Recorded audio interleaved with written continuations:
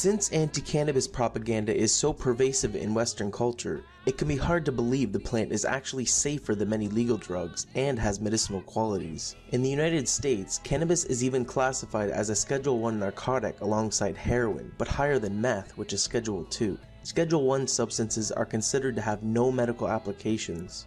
The plant's illicit status has led to lots of scientific research into the potential harms of cannabis while ignoring its benefits.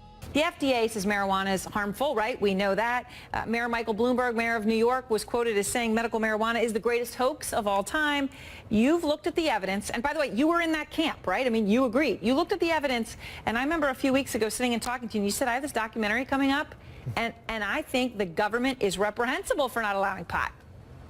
I'm surprised by both Mayor Bloomberg's comments and how long the government has been sort of keeping this position about classifying marijuana as one of the most dangerous substances out there. I mean, Mayor Bloomberg usually does a pretty good job looking at the science, but let me assure him and other people who are interested in this that there is real science now out there. I will tell you part of the issue, Aaron, when we were talking the other night, is that if you go look at the medical journals right now and look at medical marijuana, some 20,000 papers will pop up. But the vast majority of, more than 90% of them, are designed to look at the harm of marijuana.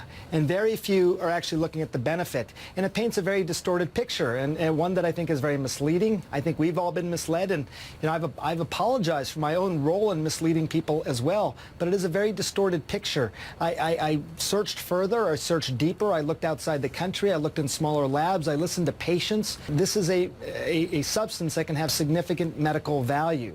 It should not be a Schedule I substance. Right. It has medical value, and that's part of the reason I changed my own mind on this. Despite popular belief, many studies indicate cannabis does not harm a user's lungs. For example, one study by researchers at the University of California, San Francisco, and the University of Alabama at Birmingham showed that while cannabis contains some of the same chemicals as tobacco, it doesn't carry the same risks for lung disease. The study was conducted over 20 years with more than 5,000 participants aged 13 to 30. Furthermore, the American Association for Cancer Research analyzed 6 studies of more than 5,100 cannabis users over 14 years. They concluded that there is no risk of lung cancer from smoking the drug, regardless of how much cannabis is consumed. Likewise, a study of 2,000 people by the University of California at Los Angeles found that cannabis does not cause lung, head, or neck cancers. For people still wary of smoking's ill effects, many of the studies used in this video claim that vaporized and edible cannabis eliminates any possible risk to the respiratory system. If you have any sort of predisposition to lung problems, if you've got diminished pulmonary function, then you would want to either use a vaporizer or eat the cannabis instead of smoking it. The issue with eating it is that you actually create a new drug. THC, which everybody knows is the component in cannabis that makes you feel altered, but is also the medicine. When you eat it, your liver breaks THC down into another component called 11-hydroxy-THC, and that can feel a little bit more disorienting or psychedelic. So typically when you eat pot, it gets you a little bit more altered than when you smoke it, and also it lasts much longer when you eat it. So if you want to be able to titrate your dose, you're better off smoking or vaporizing than eating it. But the other thing that's happening a lot now, Sanjay, which is interesting, is that people are juicing the whole plant. And what's good about juicing the whole plant is you don't get high. You get all the medicinal effects from the plant, but you don't become altered. And because it's illegal and so expensive, you really can't juice the whole plant in many other states in the country. But if this were a medicine, you would have that option. There are even studies suggesting cannabis may kill cancer cells. According to lab and mouse studies by researchers at Harvard University, THC cuts lung cancer tumor growth in half, while significantly reducing the ability of cancer to spread. Very early studies on mice in Israel, Spain, and the United States are now showing the potential of marijuana to kill cancer cells. Dr. Niagara Kadi, he's narrowing in on the potential of cannabinoids to kill immune cells that have mutated and become cancerous. Once they become cancerous, they no longer die a normal cell death. Instead, they begin growing and spreading uncontrollably. We were one of the first labs to demonstrate basically that not only the immune cells, the normal immune cells express these cannabinoid receptors called the CB2 receptors, but also that when these immune cells get transformed and they become cancer, to our surprise, we found that these cancer cells continue to express these CB2 receptors. This was an exciting discovery because the CB2 receptor can act like a target for the cannabinoids. Once they bind with the receptor, they can tell the cancer cell to die. So basically telling the cells basically to commit suicide, and that's what they do. And we demonstrated that that would be the mechanism by which the cannabinoids can kill the cancer, and therefore it can be used effectively as an anti-cancer agent. Dr. Nagar-Katti and his researchers were able to eradicate almost 100% of the cancer in test tubes. But they were skeptical they would see similar results when they moved on to tumors in mice. To our surprise, we found that almost 25 to 30% of the mice completely rejected the tumor. They were completely cured. And in addition, we found that the remaining mice also, there was a significant reduction in the volume or the size of the tumors as well. The lab results have been so promising that Dr. Nagar-Katti is beginning clinical trials with leukemia patients. Based on scientific evidence, there are many other illnesses and symptoms helped by the THC, CBD, and other cannabinoids found in cannabis. The main indications for using medicinal cannabis are to decrease nausea and to stimulate appetite. It also can be used for chronic pain. It's particularly good for neuropathic pain, the sort of pins and needles that the opiates aren't very good at treating.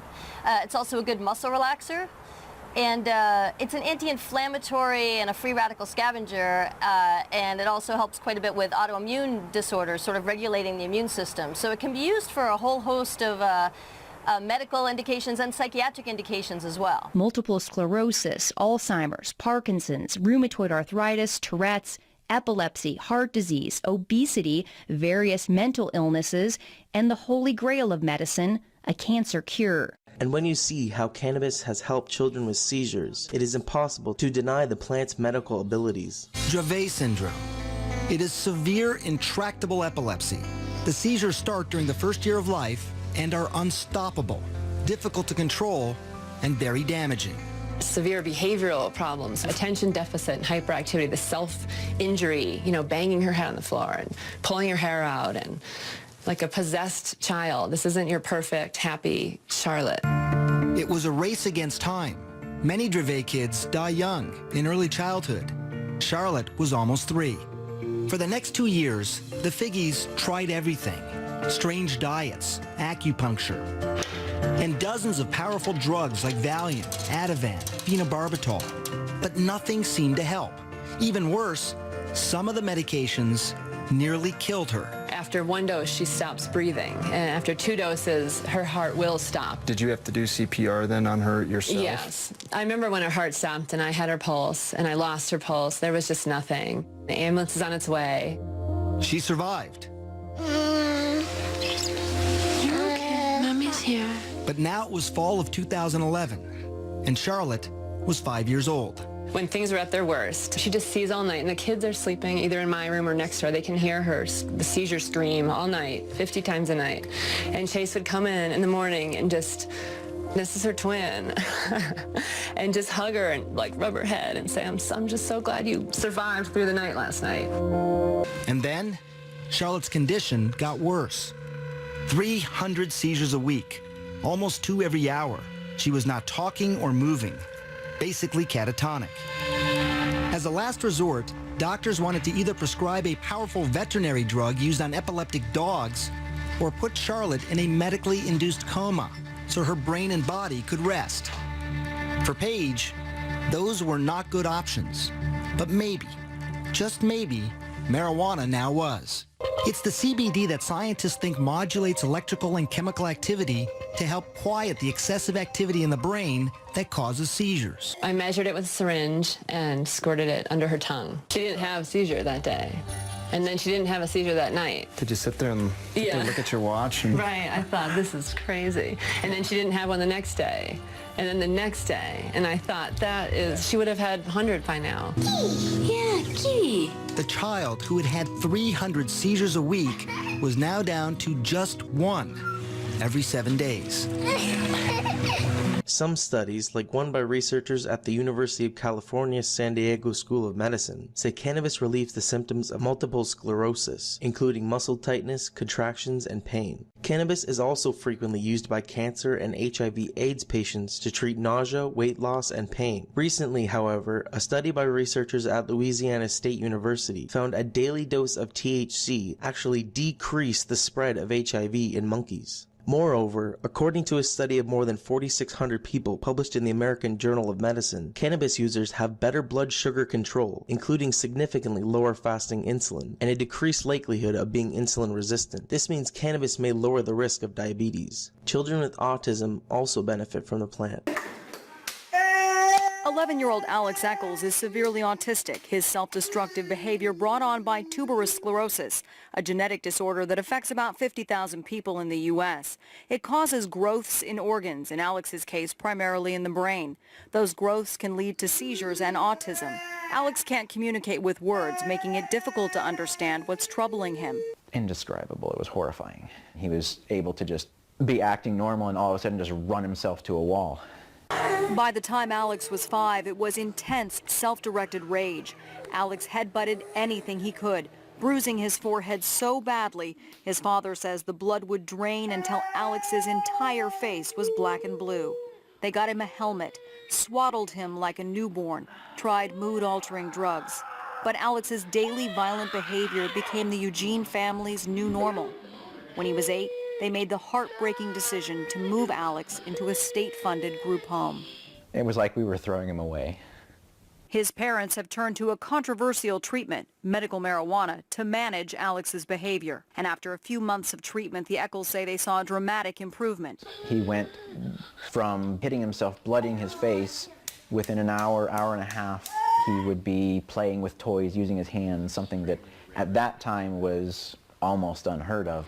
It's an extremely rare occurrence for Alex. Alex's group home won't give him the marijuana, so about 3 times a week his parents give him a liquid form of the drug. While research into cannabis is still in its infancy, it has been proven to be less harmful than many illegal and legal drugs. For example, according to the US CDC and Health Canada, tobacco-related diseases kill about 480,000 Americans and 40,000 Canadians every year. Alcohol kills about 88,000 Americans and 6,700 Canadians each year. Despite its demonization, it is impossible to overdose on cannabis. Mr. Botticelli, how many marijuana overdose deaths were there in the most recent year you have available?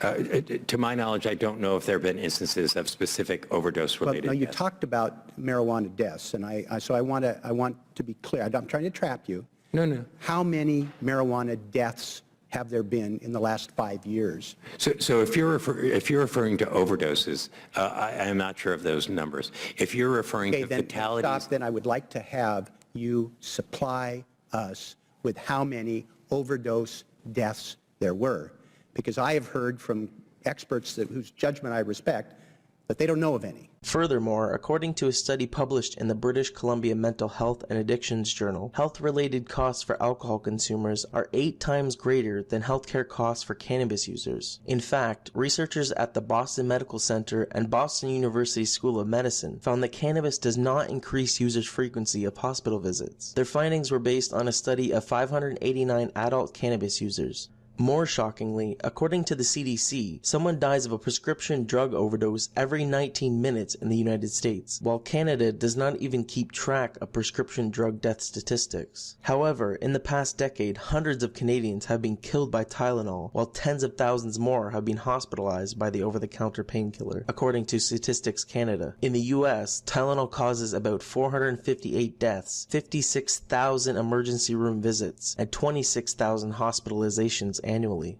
What's more dangerous and what is more addictive?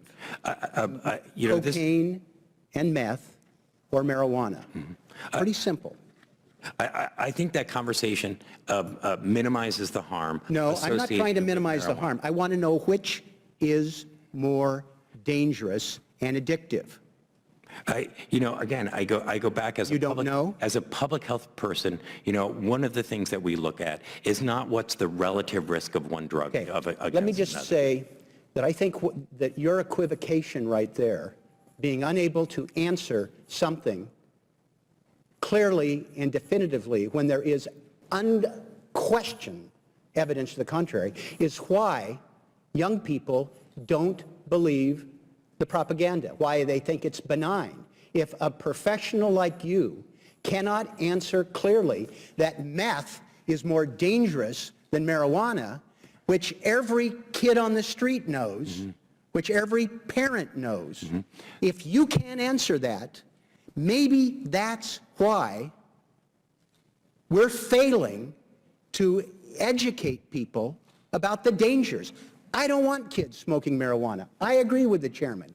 But if the deputy director of the Office of Drug Policy can't answer that question, how do you expect high school kids to take you seriously? While most scientific evidence suggests cannabis is relatively safe and in many cases beneficial for adults, some studies indicate youth under 18 may see mental declines with heavy cannabis use. For example, a study by researchers at the University of Otago in New Zealand found teens who regularly consume cannabis risk a long-term IQ drop. More than 1,000 subjects were tested at 13 before any significant cannabis use, then again at 38. It is important to note that the decline was not found in people who started using cannabis after age 18. Furthermore, a study of 97 teens by Northwestern University found cannabis may alter the working memory of adolescents that use the drug heavily. However, the group of 16 to 17-year-old users studied used cannabis daily for 3 years to negatively impact their memory. What we see is a very big difference in people who begin to smoke prior to the age of 16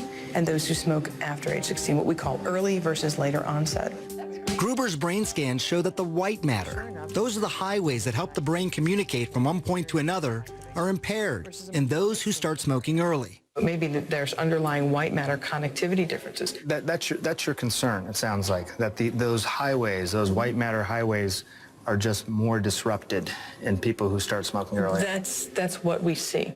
Perhaps not surprising, given what we know about the young developing brain.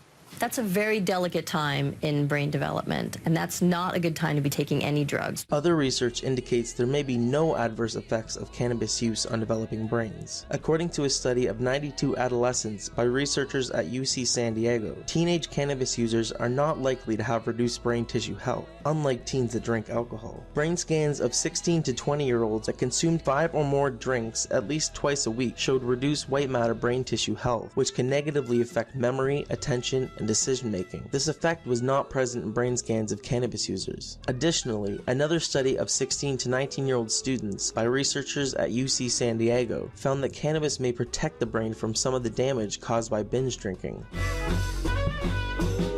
All of the studies used to make this video emphasize that additional research into cannabis is necessary. With more relaxed cannabis laws, more scientists will be able to access the plant and everyone will have a better understanding of the drug's potential benefits and harms. Like a weed.